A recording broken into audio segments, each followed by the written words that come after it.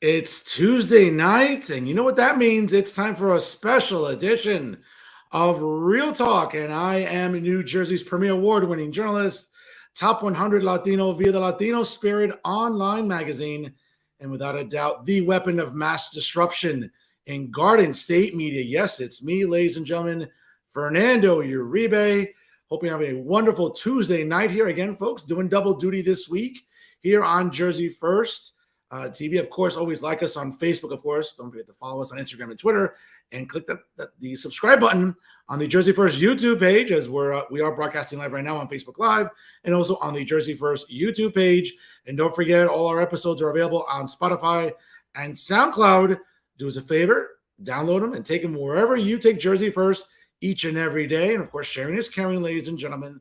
And we can't thank you enough for all the outstanding traffic that we bring you every single week, not just with this show, but all the outstanding shows brought to you by Jersey First. Again, you can check out jerseyfirst.org/TV for not just only episodes of Real Talk, but also Bridging the Gap and the Nader Narrative, all the outstanding content, again, brought to you by Jersey First TV.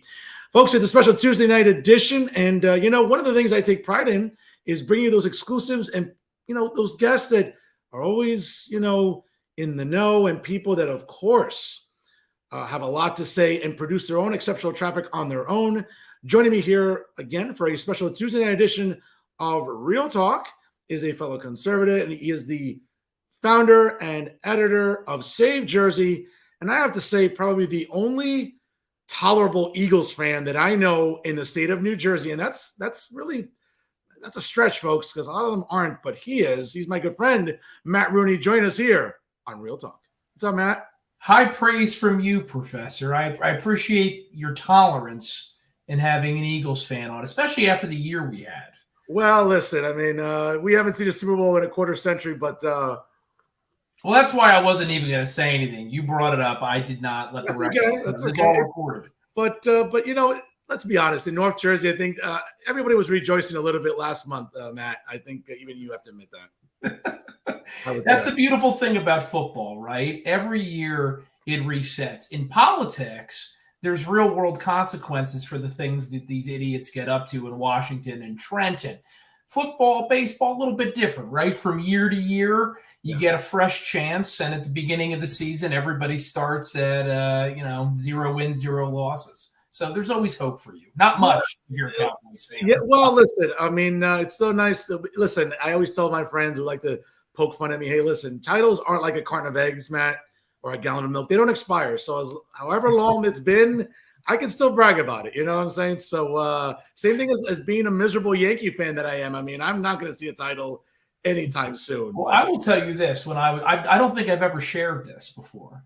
When I was a younger version of Matt Rooney, my grandfather, who was not an Eagles fan, despite the fact that he lived in South Jersey his entire life, he loved the Cowboys. He bought me a Cowboys starter jacket. Wow. Those are nice. I never wore the damn thing as much as I loved them because I said I didn't want to get the crap kicked out of me in school. You don't send a kid to school in South Jersey wearing an Eagles starter jacket. I think he was trying to toughen me up. He was a warden, prison warden. Sure. So I think he looked at it as like, this is Matt's chance to learn how to stand up for himself. And had I actually worn it, I probably would have gotten an opportunity, but I wasn't that crazy.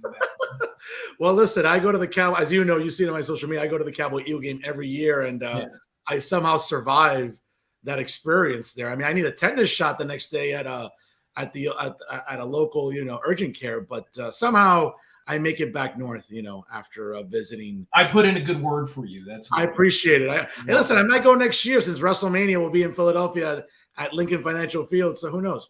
Yeah. But Matt, it's good to talk with you, man. A lot to discuss here, and unfortunately, some tragic events in the last 24 hours, which we'll get to in a minute because I think it's sort of very interrelated to what's present in today's political culture. But here in New Jersey, though, I would argue that down up in the north here. I tend to be, as I've been called, the Cuban Tucker, which I don't know. I don't think that's too offensive, I guess. And I'm sure down south you've been called worse, probably. We're certainly not favorites of the emperor. I'm sorry, excuse me, Governor Phil Murphy, as I like to refer to him. Closest relation to Emperor Palpatine, I think, in my adult life. I was going to say I would take being the Irish Tucker. Tucker may be Irish. I have no idea. Okay. But yeah, usually what I get called is a little bit more colorful and a little less PG. We got to get to at least 10 p.m. Eastern Standard. Maybe, yeah. My nicknames. We'll do another broadcast another day. Maybe we'll be able to share that sort of language on there. Yeah. But speaking of the emperor, though, Matt, it seems like he's been in the headlines, and it's really, we look at the election law, commission, and we look at some of the heat that the executive director has been under. Aside from the emails in a moment, which again, everybody from the left and LGBT groups, whether it's Garden State Equality to activists in journalism, they've all had something to say about his emails. But I think the bigger issue here, I would say, is this is just a bad precedent. It's a power play by Phil Murphy to take a commission that, quite frankly, is supposed to be nonpartisan and pretty much just have his way with not just him, but any future governor. I think it just smells bad, Matt. The one thing that I will always give Phil Murphy is he's fairly honest about what he intends to do. So when he ran the first time, Fernando, what did he say? I want to turn New Jersey into the California of the East Coast. Yeah. And he made good on that. We're well on our way into becoming a third world basket case in every sense of the meaning of that term. When it comes to our election system, Governor Murphy's made it very clear on more than one occasion, including during the pandemic, that he has no respect for democracy. Him and his party, they love to talk about it. Mm. They love to throw the word around. But when it comes to actually creating a system that's fair, that allows both sides of the aisle and different dissenting voices to have a fair shake and have an opportunity to put their issues and their opinions and their ideas before the voters, and be able to have that free exchange of ideas that's so essential to a free society, at every turn, he tries to shut it down. And we saw another example of this recently with our new congressional map, right? You may have noticed, folks, if you were watching this year, we didn't have a lot of competitive congressional races, despite the fact that we used to have a bunch and Republicans took over the House. Why is that? Because they drew a crooked map. We could do a whole show sometimes just on that map. Yeah, Fernando. So, Phil Murphy, if you're paying attention to him, you can always hear him coming a mile away with whatever type of chicanery he's up to. The problem, of course, not enough people watch Real Talk. Save Jersey, we have a big audience, but it could always be bigger. Sure. We need to try to spread the word about him and his party's intentions. They may be Democrats, but the entire name is a contradiction. It's not accurate. They are constantly trying to rig the game. And this is the type of legal fraud that Republicans need to focus on. Case in point, trying to stack the Election Law Enforcement Commission. And it's interesting, folks, if you just joined us right now, it's 8:23 here on the East Coast. My guest here on a special Tuesday night edition of Real Talk via Jersey First TV is Matt Rooney, the founder and editor of Save Jersey. Check it out at savejersey.com. Matt, it's interesting because, when you look at this really ugly precedent that Phil Murphy is setting, because it's not just allowing him, but any future governor to have that sort of autonomy. Again, it's not because, oh, he's a Democrat. I mean, I would be just as livid if a Republican governor did this. Right. If Christie pulled this, we'd be on here complaining about it as well. Sure, exactly. And I think that we're both intellectually honest enough to say, hey, listen, this is just a power grab, like in the realm of Thanos getting all the Infinity Stones, basically. I mean, that's what it looks like here politically. And it's a bad look for the governor. And certainly, he's been going after the executive director. We've seen some emails surface, whether it's been Terrence McDonald from the New Jersey Monitor, whether it's Matt Friedman from Politico. It just seems like everyone has an opinion about what these emails contain. And, listen, I'm someone that has gotten a lot of grief for being perceived as anti-LGBT or being called a homophobe. Or I'm none of those things. I mean, again, not that social media is a barometer, Matt, but if I was that egregious, I mean, do you think Garden State Equality and its executive director, respectively, would follow me on social media? Like, I must not be that despicable. Well, consider the source here, Fernando, too, because you and I pay attention to this stuff religiously. Yeah. The Murphy administration has had scandal after scandal arise among its employees and among its orbit. Sure. Say Jersey broke a story, I guess it was a couple of years ago now, about one Murphy administration official that was bashing Christians.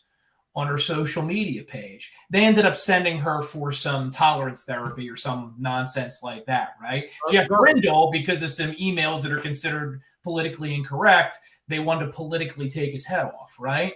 But if you work for Phil Murphy, if you're serving his agenda, there's an entirely different litmus test that's applied. I mean, goodness gracious, we've had people in Phil Murphy's orbit that have been accused of sexual assault. Yep. And nothing came of it. So, I mean, that's why for those of us that know, it's extremely frustrating. And by know, I mean pay attention, folks, that it's all about politics. They pick and they choose when they're offended, what's a cardinal sin, what isn't, based upon serving their ultimate goal, which again is to implement a far left agenda in the state of New Jersey. They're willing to forgive almost anything if you're serving that purpose. But if they can use and abuse, in this case, the LGBTQ community, which is one of the ironies here, if they can use that community to try to create fake outrage against somebody that's standing in their way, like Jeff Brindle, they're happy to do that as well. It's disgusting, but they come to expect it. No, it really is. And it's interesting because like last night after I interviewed a former state Senate candidate, I had my closing monologue, my final thoughts. And I brought up the article from Terrence McDonald via the New Jersey Monitor. And I said, listen, and Terrence is, I mean, I'm not slandering anybody. Terrence is a gay man. I mean, he's openly admitted that. Obviously, this stung him. And obviously what is contained in the emails, and now more stuff is coming out according to Garden State Equality and Oprah requests and everything else. And which Garden State Equality is a Democrat. It's out to a Democrat PAC. That's what it is. No, it certainly is. And what's interesting, though, and I said this last night, I'm like, listen, I applaud Terrence for not going down the rabbit hole like a lot of these left-wingers and a lot of the LGBTQ activists have been going about sort of, the vitriol against Mr. Brindle. But I think the bigger issue at hand is like, listen, if you were that triggered and you were that, I guess, annoyed or upset about what was contained in the emails, right? And for example, National Coming Out Day is so important. I mean, Matt, I said it very simply. We live in a blue state, okay? It seems like there's enough of a majority in both chambers of the legislature. If it's that important to you, do me a favor, harass your legislators, harass them on their social media, get them to introduce a bill to have National Coming Out Day as a paid holiday. And then, you know what? I mean, not that it won't stop them from bitching and moaning, but at least, you know what? Put your money where your mouth is. Go after legislators. Force them to vote on this. And if it doesn't work, then what? Democrats are bigoted now? I mean, I think that's where we're headed towards, Matt. Where simple solution. You want to look at National Coming Out Day as something significant? Great. Okay. Pressure lawmakers to make it a paid state holiday. But here's a spoiler alert. They won't do that. And I think a lot of Dems, even in the middle, Matt, they won't go for that either. Well, also because there's no basis to compel everyone to accept everyone else's life choices. To me, that's what this larger issue continues to come back to, right? Like, anyone is deserving of dignity, right? Unless they do something horrendous to make it so that society needs to treat them differently. You kill somebody, you go to jail. You've lost your right to have dignity. Other than that, that's part of our social contract in our society. At the same time, I do not have a responsibility as an American citizen to validate all your private life choices. I can't come into your house and take your property or imprison you or take your kids away or do any of that stuff simply because you don't want to celebrate the holiday I want to celebrate, right? But I also don't have to celebrate it alongside you. And this is why, more than anything, Fernando, I know you've talked about this, why the left is responsible for all of this disunity we're seeing in our society today. Correct. It's not enough for them to just have conservatives and others that don't agree with them say, okay, fine, I think what you're doing is a little wackadoo, but God bless, free country. They have to force us to accept it. They want you to genuflect at the altar of leftism, and we won't go for it. And if you don't do it, then they try to punish you, not just by criticizing you, but as in the case of Jeff Brindle, they're trying to take his career away, his job away. How much longer are we going to sit back and just allow this to happen, or pretend, by the way, that it's really about tolerance? It's most certainly not. No, it's really about just professional victimhood. I mean, I think that's one element, Matt, that I would say has become like representative of the left, especially when it comes to these sort of issues. And sort of sticking along the lines about obviously sort of the underlying theme there in the emails. I mean, I've been as vocal as anybody. I've interviewed, as a matter of fact, in a few weeks, I think you'll you might want to mark this on your calendar. I'm going to have, once again, the president of the LGBT Dems on my show, on my Monday night show, and that's always going to be lively again. That'll be fun. No, it was.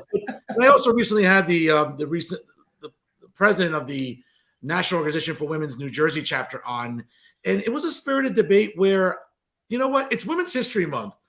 And it seems that during Women's History Month, though, Matthew, like, I'm the only man. I know you are too, but it seems like I'm the only guy that's really. Don't assume my gender, by the way. What's that? Don't assume my gender. There you go. My apologies.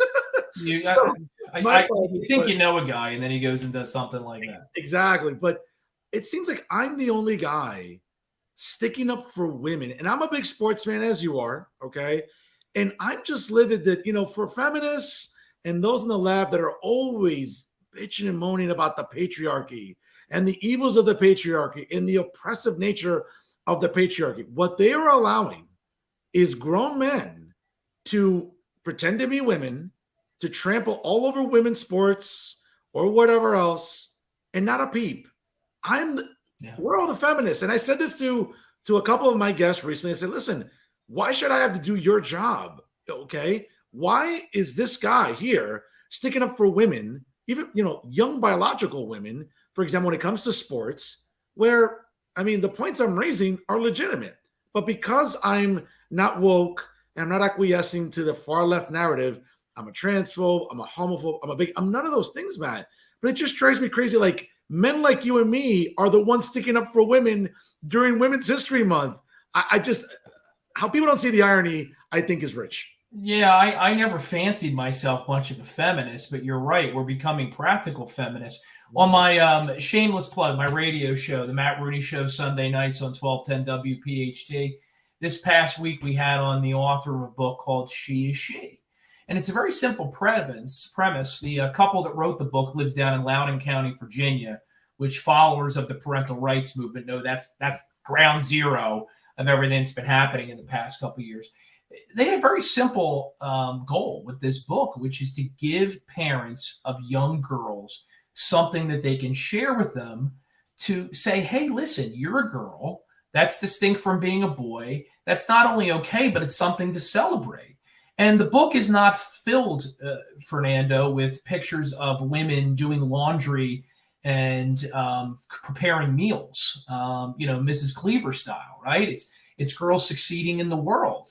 And it is absolutely astounding. And I think if you go found, a Liberal Now member or something from 20, 30 years ago, they'd be absolutely astounded by how the shoe is kind of flipped here. Not because we've changed our views, but because the left, back to something you said that's very critical, in its search for victims, has gone completely out the left field. That's their business model. We empower people. That's what conservatives believe. We believe whether you're born here, whether you come here, if you play by the rules and you're willing to work your ass off, you can succeed and we will support you. The left, the only way they can get people to vote for their business model is to constantly create new victim groups. The problem with that is that the longer groups are here, very often they get wise to the Democrats' nonsense, and members of that group succeed, and they see that there's a way to go in this greatest nation in God's creation that does not involve lining up and doing homage to the Democrats. So what do? You have to create new victim groups. Hence,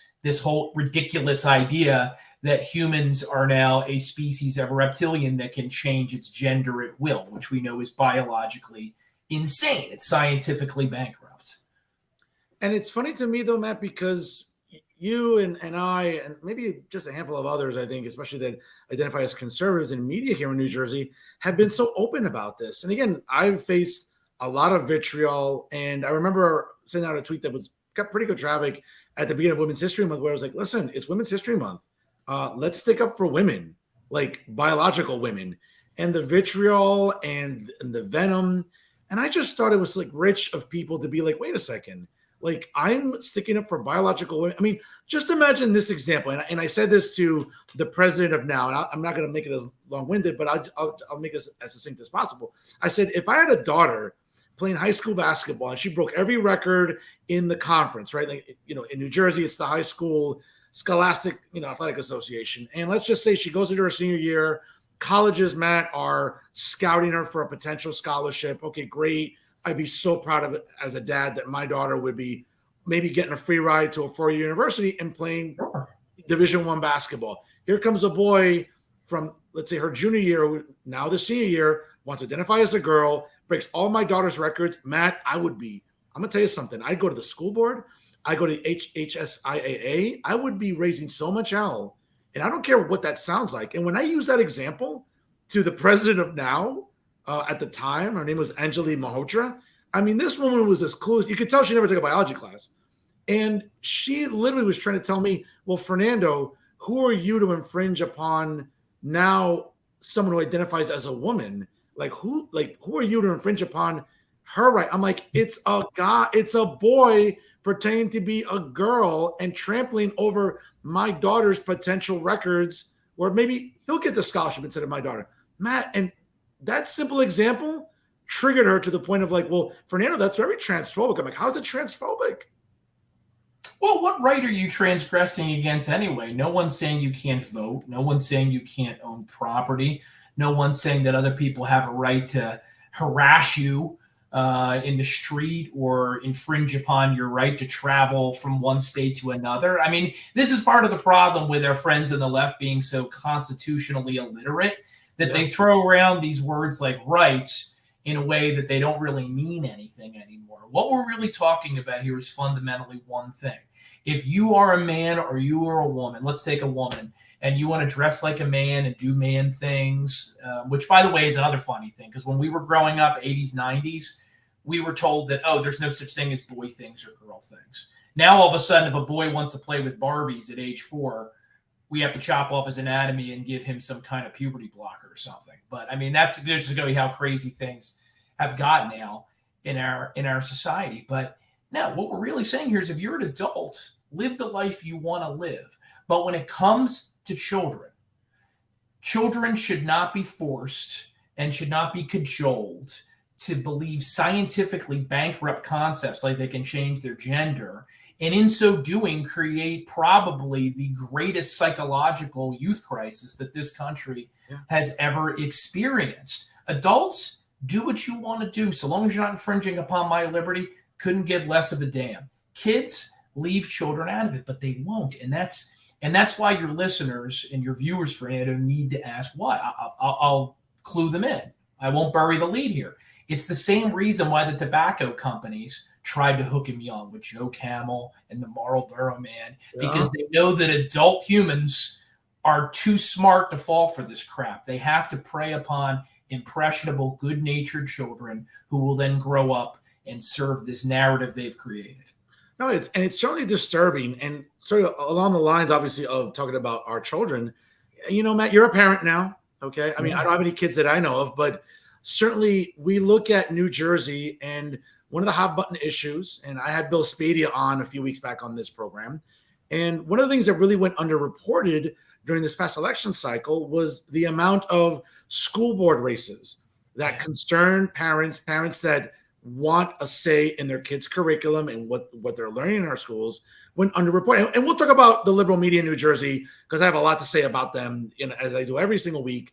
But it seems like school boards and parents have been waking up for some time, not just nationally, but more so in New Jersey. There were hundreds of school board races that went in the favor of people like you and I that are commonsensical, that are policy driven, that don't believe in indoctrination. Again, I work in academia, so I understand full well about how pervasive the left is in academia. Unfortunately, it's trickling down into our high schools, our middle schools, and now ultimately our elementary schools, and it's tragic.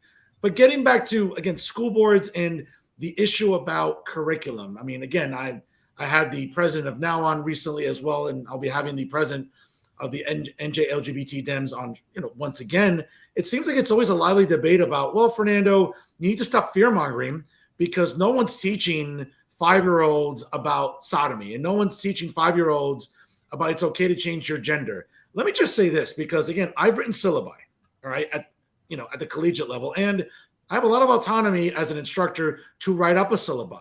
Right.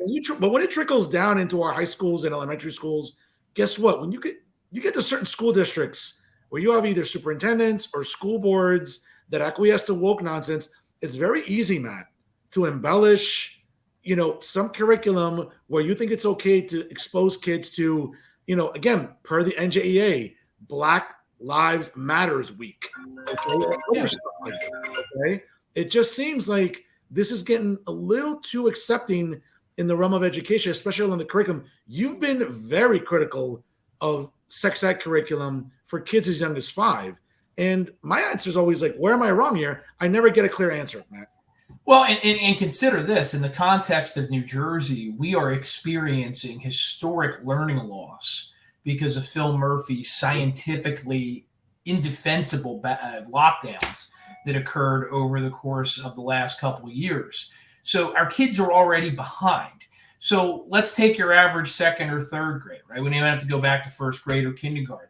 Is it more important right now in New Jersey for that kid, especially that comes from a socioeconomically challenged background where maybe because of their home life, they don't have a parent that's available at home because they're working or something, where they can do extra work with them to help them catch up? Is it more important that kid learns about reading, writing, and arithmetic during school hours, or have a breakout session to learn that, hey, some girls like to play with G.I. Joes, some boys like to wear dresses, and that means maybe when they grow up, they'll decide that they don't want to be that gender.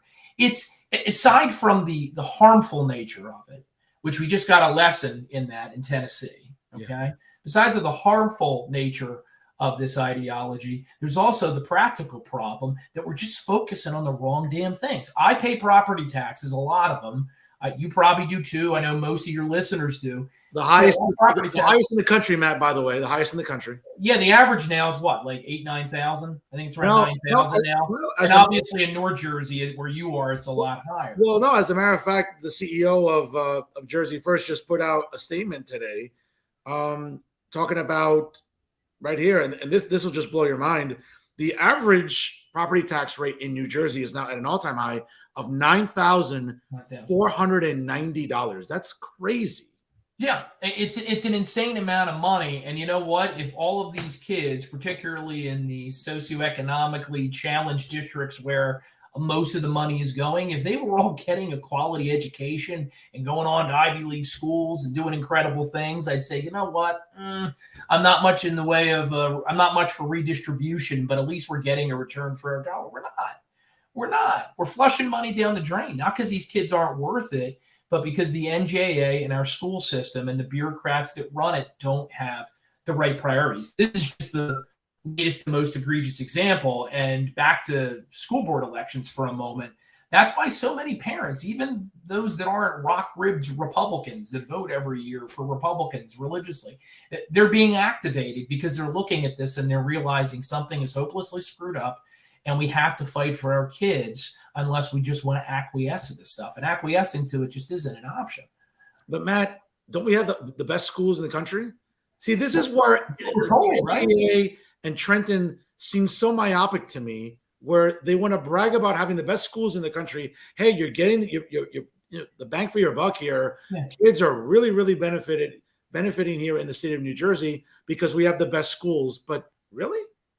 Well, that's what they tell us, but there's so many problems with that, right? Like, first of all, what is the value of a public education system that's geared towards sending kids to colleges where they don't get degrees that are marketable? Right. Correct. So we just accept the fact that, all right, the barometer is, do you get the grades to get into college that you need? But if you graduate in any one of our 21 counties from one of our high schools and you go to some school that's 60, 70,000 or more dollars a year to study women's studies and Eastern handpan music, are you going to get a job that's going to enable you to pay down the debt? You're probably not. You have to hope that Joe Biden or President Ocasio-Cortez down the road ends up, or Bernie Sanders ends up forgiving your debt. So, I mean, there's that problem. And then there's the other problem. Let's go talk about white liberals, right? White liberals who virtue signal, who run our state, right? Like Phil Murphy and the other power bosses that run that party. They love to talk about how much the Democrat Party cares about black and brown New Jerseyans. You and I both know, pardon my French, that's a load of crap. They don't care. They don't care at all. They virtue signal to get votes. But when the rubber hits the road and it's actually an analysis of whether these policies help black and brown New Jerseyans, often it's not the case. So let's talk about our school system, not in the wealthier districts where guys like Phil Murphy live and pay their taxes. Let's talk about Camden. Let's talk about Patterson, where they just had to take over the police department. Let's talk about Trenton. Let's go right down the list. How great are those school systems? If you measure how wonderful New Jersey school system is by what education is being obtained by the students, where most of the tax dollars go, it's a horrible public school system. So there are so many reasons to completely overturn the table here and change the way we do things, including with school choice. But this is the problem. And you being an expert communicator, you know this better than anybody. You have to change people's perceptions. There's this idea out there that's reinforced by government that your public schools are the greatest thing since sliced bread. The metrics just don't back that up, but it's all about Republicans challenging that perception, which they often don't do. If you don't do that, it's never going to change. Well, it's also hurting the perception as well is who's enabling the madness in Trenton. And, you know, a topic I really wanted to pick your brain about, because I'm as openly critical of the media establishment here in this state. And obviously, you know, very much like the national one, you know, the liberal media here in New Jersey continues to do us a disservice. And I call them out every single week when I look at, and again, I mean, I'll name names because I don't care. I can't get canceled, so I don't really care about doing it. But I mean, we look at NJ.com and the audacity of this awful news site to now be begging people via email, right, on spam, like begging us for $1 to subscribe to awful journalism. I mean, Tom Moran, the editor-in-chief of the editorial board. I mean, you want to talk about that someone as openly partisan and a left-wing hack. You got Tom Moran with, you know, with the Star Ledger. You got Insider NJ with, I mean, take your pick. Alan Steinberg, who's like, you know, 2 apples short of an orchard, as they say, right? You got Jay Lassiter, who, I mean, I think, you know my opinion of Jay Lassiter. You can just look at my social media. You know how I feel about that clown. You got Max Pizarro, you know, the charisma vacuum, the editor-in-chief there. You have also NorthJersey.com with Charles Stile. And you have a lot of these, Uncle Dave with NJ Spotlight News, a guy who, you want to talk about a guy who carries buckets of water for liberals in the establishment, Matt. It's these people that are doing such a disservice, and they're not, again, case in point, you would think that the school board elections, which were so important, right? They were sort of rejoicing that, well, only Republicans won 1 congressional district last year in Tom Kean. Obviously, they lost 2 seats that they should have won. I would argue more on that later. But it seems like a school board election races that were going on statewide, they should have been covering those. Not Insider NJ, not NJ.com, not North Jersey. They continue, all of these clown shows, I'm going to call them what they are, clown shows, continue to do us a disservice, Matt. And unfortunately, you know, if it's not for great people like you with your news site, with Jersey First, and maybe a handful of others, I mean, we're trying to fight the good fight here against, let's be honest, the worst of, you know, Thanos's thugs in the media business. Well, I appreciate you saying that. And I also always appreciate a good nerdy Marvel analogy. You know, personally, I'm mainly a DC Batman guy, but I do like many of the Marvel franchises. Sometimes we have to come on and we have to talk about how they're apparently going to do less movies. Sure, we don't want to bore people to tears, but sure. I'd like to get your opinion on that. But yeah, look.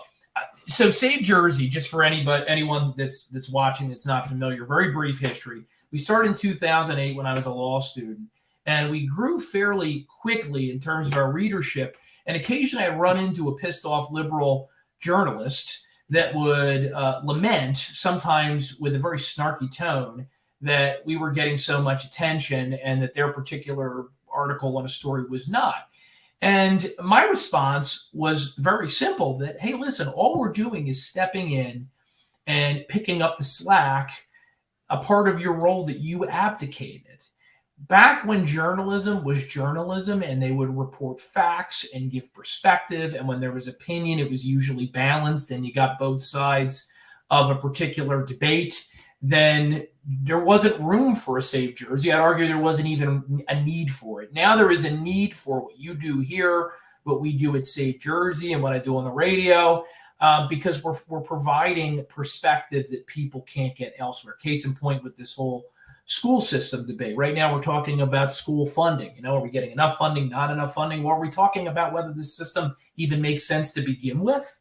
That's a perspective that's sorely missing from the public discourse. But they don't care, because here's the dirty secret. They don't want to be journalists. Guys like Matt Friedman, Tom Moran, they don't even hide that they're leftists. Yeah. Their goal is to advance leftism and promote a leftist worldview. They don't think that the conservative viewpoint has any validity. It's therefore not entitled to any respect, and they don't even hide it. So what I say to them these days is, listen, Star Ledger, Politico, New Jersey, if you want to have a liberal version of Save Jersey, if you want to have a column or a show that's online once a week, twice a week, that does what Fernando does, just put in there, hey, this is the Star Ledger, a liberal news outlet. This is Politico NJ, a leftist rag. I have right at the top of my website, conservative news, because that's what it is. And so I'm not committing consumer fraud. They are. No, they certainly are. And again, the idea that these websites try to pass themselves off as nonpartisan is madness. And, kudos to David Wildstein, who I would argue that when it comes to breaking news, when it comes to legitimate good traffic, I mean, the New Jersey Globe leads the way. I mean, they are destroying everybody when it comes to, and again, it's not even about columns because, if you read the New Jersey Globe like I do every day, man, I know you do too. Yeah. It's about breaking news. When was the last time Insider NJ broke anything? They might break some eggs to make an omelet, but that's it.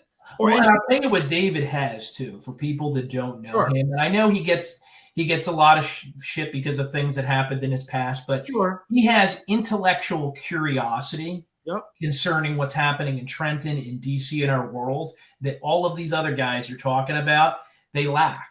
He's genuinely curious as to, hey, why did that politician do that? Why did they say that? What's that power dynamic down here, and how does it actually affect public policy?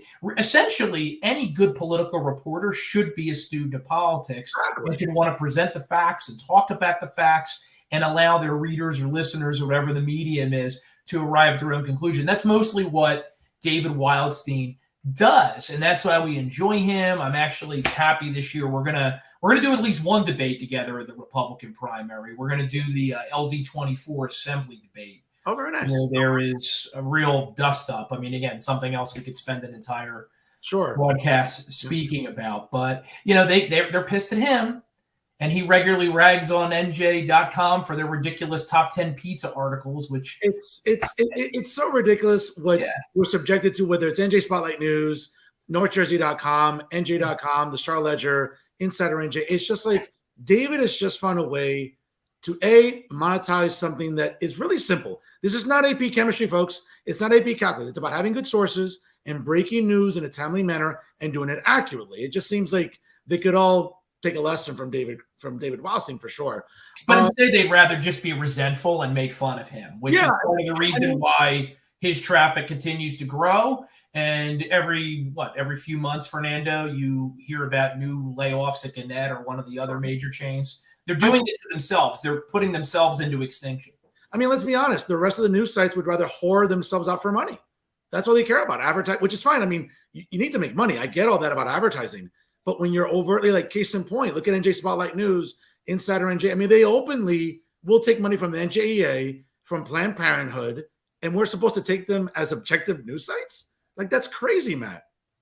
It's showing in the product. It really, really is. And again, it's why the New Jersey Globe is up here and like the others are down here.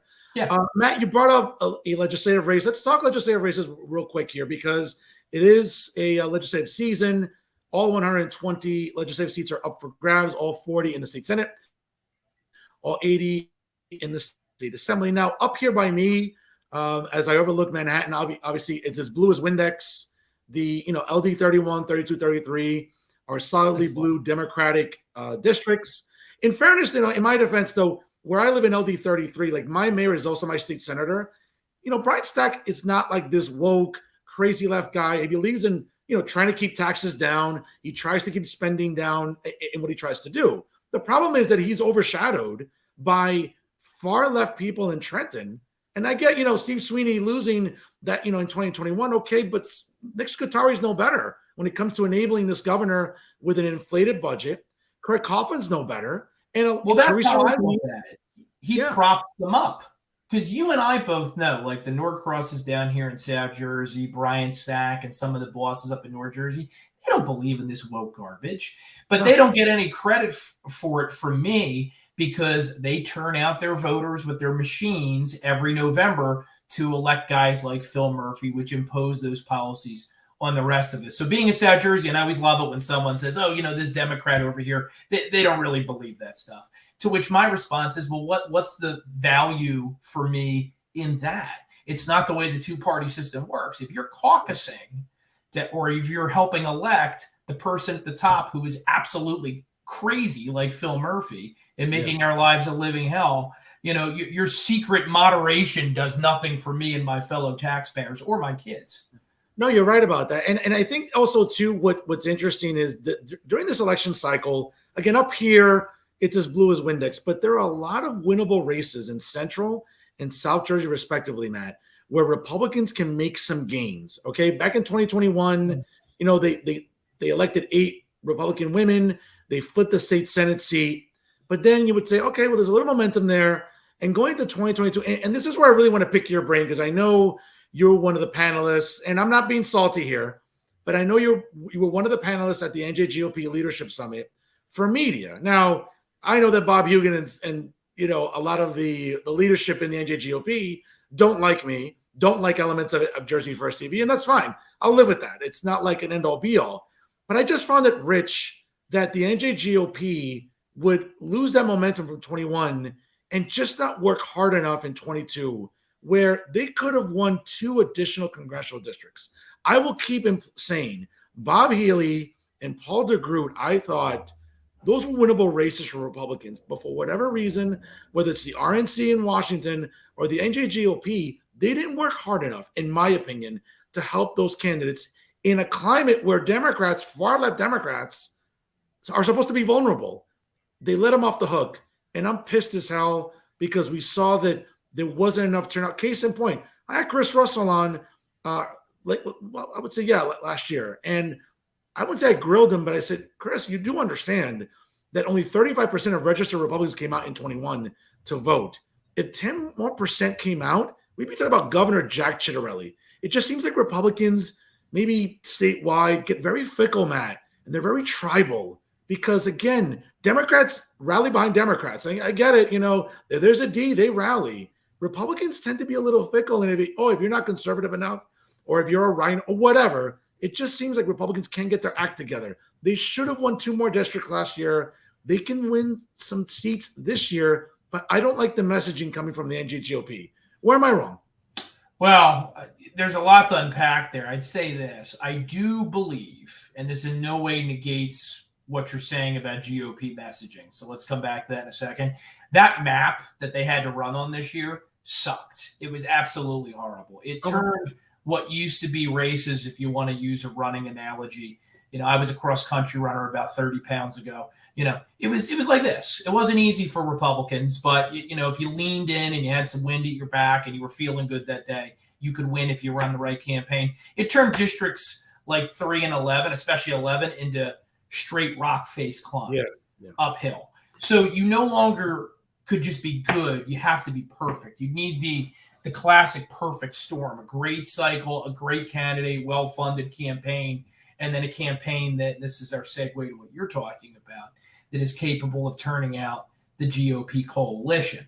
Are we, and this is the second part of this, are we running the types of campaigns that have the kind of message that can put together a winning coalition? Clearly the answer to that question is no.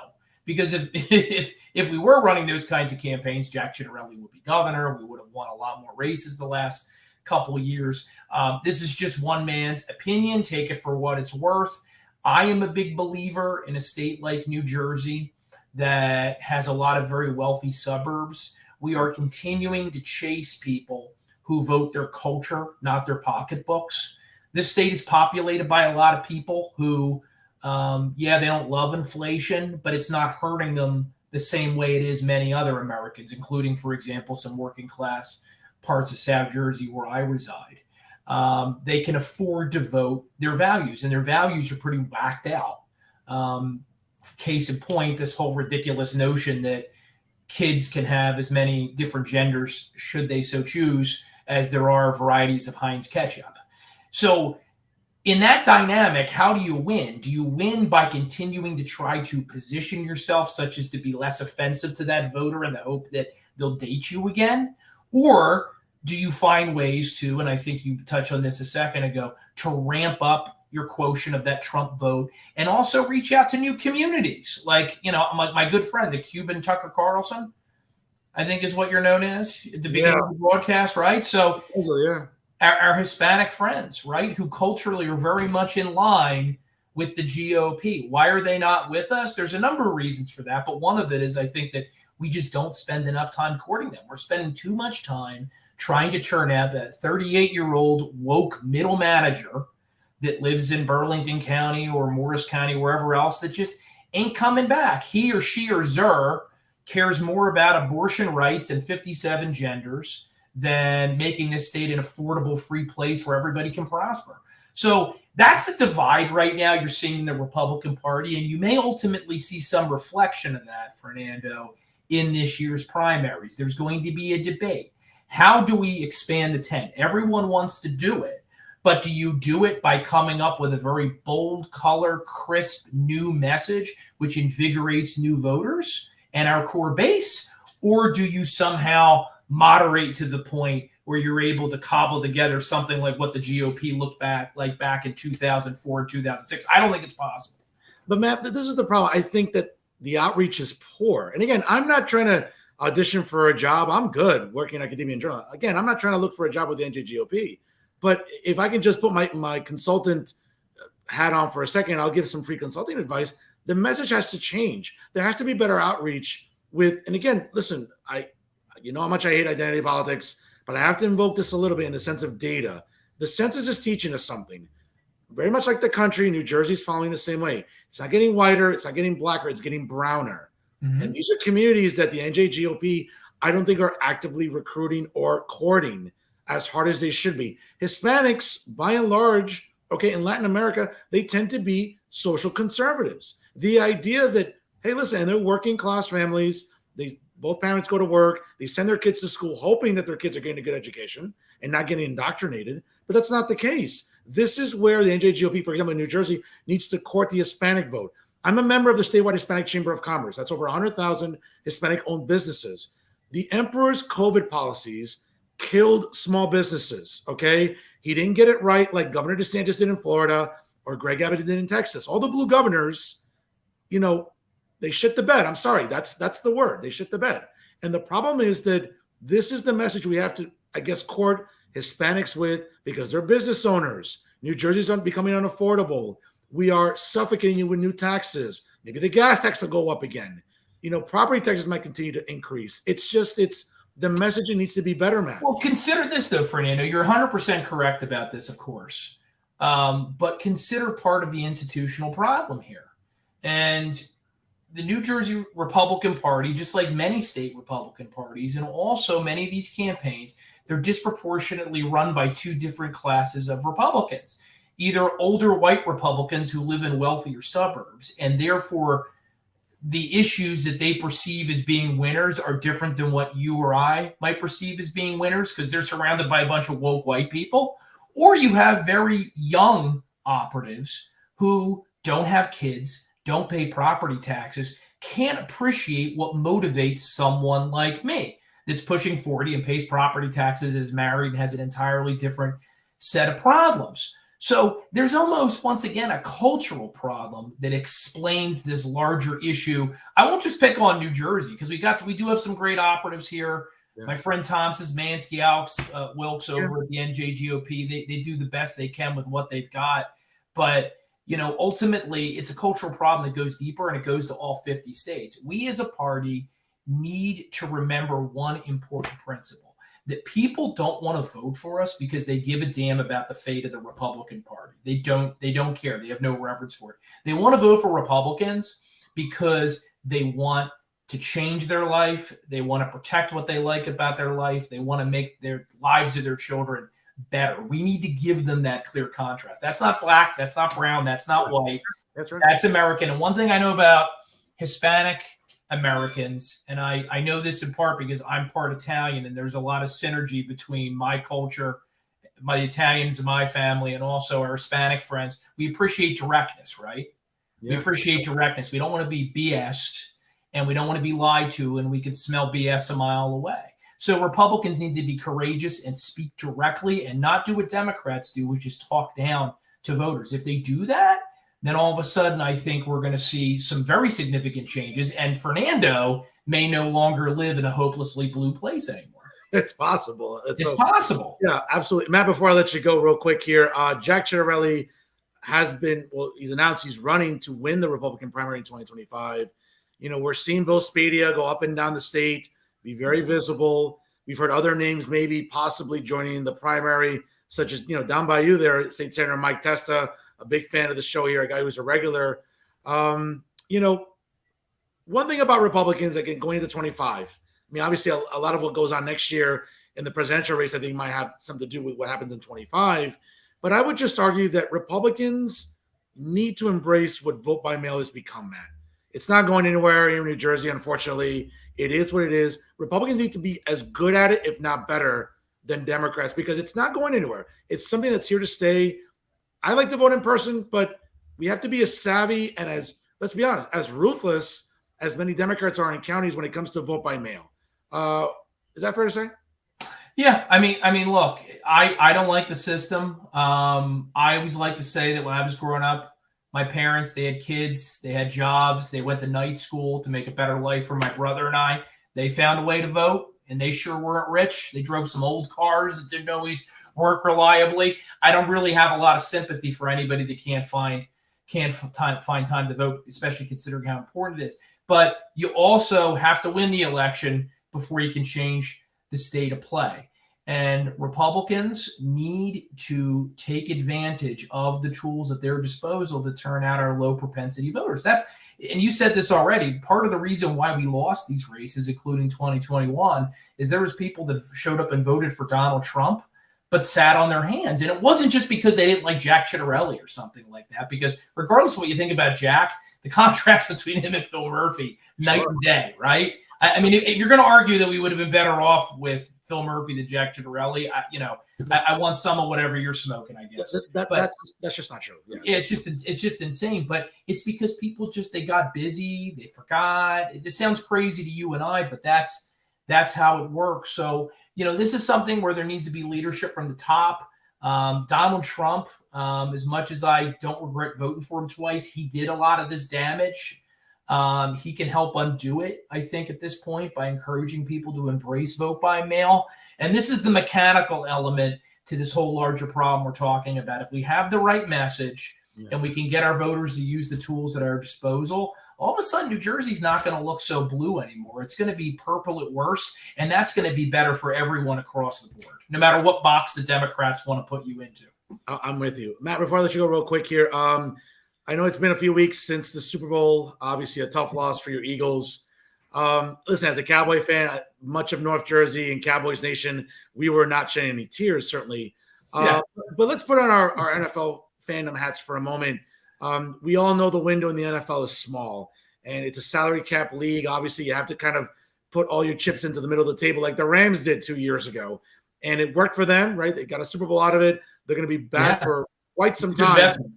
Yeah, exactly. And but that's what you have to do. Seems like the Eagles tried doing that last year, picking up this free agent, making this trade, that trade. Seems like they put all their eggs in a basket. They've had a bad offseason with a lot of free agents leaving. Again, as a Cowboy fan, I'm not complaining, right? As well as maybe others in the NFC East or in the NFC altogether. Is the Eagles window just closing as quickly as it opened? No, I don't think so. And I don't want to say I've gotten agnostic about this phase in the process of football, but I've just gotten a little bit chiller about it. There was a time, if you had been talking to me about this 5 or 10 years ago, where I'd be fretting over individual losses, who's leaving, who's staying, were they able to make a deal with whoever? Did Howie Roseman screw it up or did he get it right? A team is a living organism, right? It's like a country, right? In order for a country to work, a lot of things have to click. A team is no different. And at this phase of the process, you don't know how it's going to gel. You don't know who the heroes of the season are going to be. You don't know whether or not a quarterback is going to click with a particular new wide receiver who doesn't seem like a great bet right now, but ends up being a pretty darn great bet for a lot of people's fantasy teams in several months. So I think you don't really know until you know, and that's one of the things that makes football fun. I think as much as it's fun and we're all tempted to kind of get in and look at individual trades and see what they do, you never know what's going to happen any given Sunday. And that's why personally, no offense to baseball fans, I think it's one of the greatest games out there, because from week to week, it could be an entirely different team and your prospects can change on a dime. Absolutely. Again, I always look forward to Sunday Fun Day. It's every game means something every week. You lose 2 or 3 in a row in baseball, that's a bad homestand. You lose 2 or 3 in a row in the NFL, you could be done. You're done. The only thing that's changed for me now is I have my show every Sunday, 7 to 10 on 1210 WPHD. So I'm watching the game, but I'm also doing show prep and making sure with my producer our guests are showing up. So it's taken me away from the game just a little bit, but it's fine. I love being on the radio. That's probably healthy too, because sometimes our teams can just give us heartaches and they can age us a lot quicker than anything that we deserve. You can tell. Look at me. You look the same as when I met you 15 years stop ago. it. I mean, don't get fooled by the beard. I mean, I just have a Hans Gruber look to me now. That's all. That's the only difference. You went from Cuban Tucker Carlson, your words, to now you're Hans Gruber at the end of the interview. Well, that's what they called you. I mean, listen, I've been called that by some people in the governor's office. The Cuban Tucker Carlson again, and that's not insulting to me. Hey, listen. When people in the governor's office haven't passed biology or taken an economics course. So, I mean, again, I take it with a sort of badge of honor. Matt, again, you're always a great guest. I love talking with you. Definitely have to get you back on later this spring. I know that your responsibilities as a dad obviously are overwhelming. Congratulations on your beautiful children. Thank you, beautiful sir. wife as well. Matt, again, I appreciate being a fan of the show. And again, even though we live in opposite parts of the state, it seems like we're just trying to make a difference. Open eyes, sort of get people engaged and just to learn about what's going on in our political climate. You do it as good as anybody. I always love your stuff. I appreciate the retweets. And I love you being on the show. And again, being a fan of Real Talk via Jersey First TV. I'll give you the last word tonight. I am a fan. I love what you and Rosemary and the rest of the team are doing. I just want to say one very quick thing to everyone that's reading these articles and these mainstream rags. We're talking about how Republicans are at each other's throats right now. DeSantis versus Trump down in South Jersey. There's a couple districts where there's going to be ugly Republican primaries. We have the energy right now. Yeah. We actually are beginning to develop a bench. So, yeah, we have to make sure that we're talking about issues, not just taking cheap shots at each other. But in many ways, I believe that what we're going to see in the next several months is growing pains. And primaries are not always a bad thing. Is the Democrat Party worse off for 2008? Were we all worse off for 2016? No. So as ever, and I know my man Fernando's with me, deprogram. Don't listen to what the media wants you to believe about these races and these conflicts that you're going to be reading about in the coming months. Think for yourself, and it's going to give you a very different picture of what's actually happening. I say it all the time. Trust Jersey First. Trust Save Jersey. Trust us over all of these awful news sites here in the Garden State, and you'll be a lot better off for it. Folks, he is Matt Rooney, the founder and editor of Save Jersey, and once again, probably the only tolerable Eagles fan in the state of New Jersey. He's a great man, a great dad, and a great patriot. Matt, thank you so much for your time, and we'll talk to you again later this spring and summer on Jersey First TV. Thank you, my friend. Have a good night. Folks, again, great show there with Matt Rooney. Again, check out SaveJersey.com, an amazing news site, again, for not just conservative news, but I think about everything that's going on in New Jersey politics. And nobody really covers it as good as Matt Rooney there. And it's certainly a guy that you listen. If you're not looking at his content, I don't know what you're doing. But certainly whether it's him, whether it's the New Jersey Globe, I mean, these are news sites, right, that are publishing news that you can trust, not the other news sites that we talked about tonight. Let's be honest. I mean, they're just as bad as it comes when it, as it pertains to the media establishment here in the state of New Jersey. Once again, folks, we appreciate you joining us here on a special Tuesday night edition of Real Talk via Jersey First. Again, always check us out on all of our social media platforms. Make sure you like us on Facebook. Certainly subscribe to the Jersey First YouTube page whenever you can. And also wherever you get your podcasts on Spotify and SoundCloud, download it, take them with you, whether you're working out, hey, walking your dog, whatever it is you're doing, take Jersey First with you. And certainly can't say enough about the team I'm a part of. Obviously, on Thursdays, brand new content comes to you from Elizabeth Nader, the host of the Nader Narrative, and of course, Bridging the Gap, hosted by AJ Malilo and Stephen Rombolo. Folks, wonderful content every Thursday. And of course, new episodes live every Monday night, courtesy of yours truly, via Real Talk, with Jersey First TV. Folks, once again, I want to thank Matt Rooney, the founder and editor of Save Jersey. Check him out whenever you can. And folks, we will continue, obviously, next Monday night live with our regular scheduled time of 6 p.m. Again, tune in, folks, as you always do. Sharing is caring. It's important. It's the reason that not just this show, but all of Jersey First TV continues to have the outstanding traffic, all organic, folks.